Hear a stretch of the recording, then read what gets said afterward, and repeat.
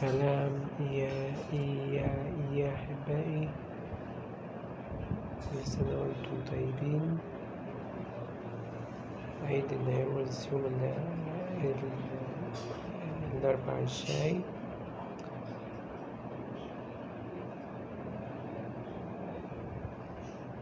هو ألف مبروك للمنتخب مصر. كل تحية للاعب محمد صلاح اللي جاب الهدف من ركلة الجزاء،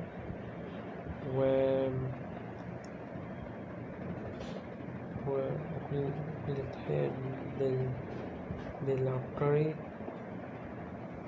عمر مرموش لاعب فريق مانشستر سيتي، ومنتظرين مباراة يوم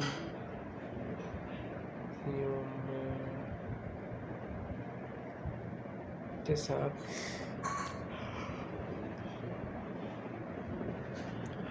أغسطس، 9 مارس، 9 سبتمبر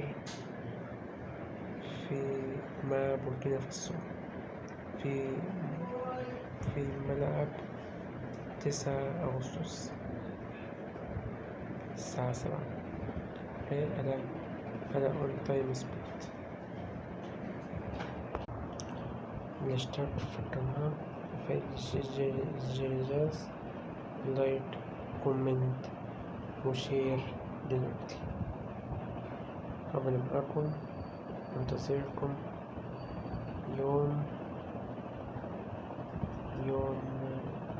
مباراة بوركينا فاسو. بعد المباراة يا حبايبي.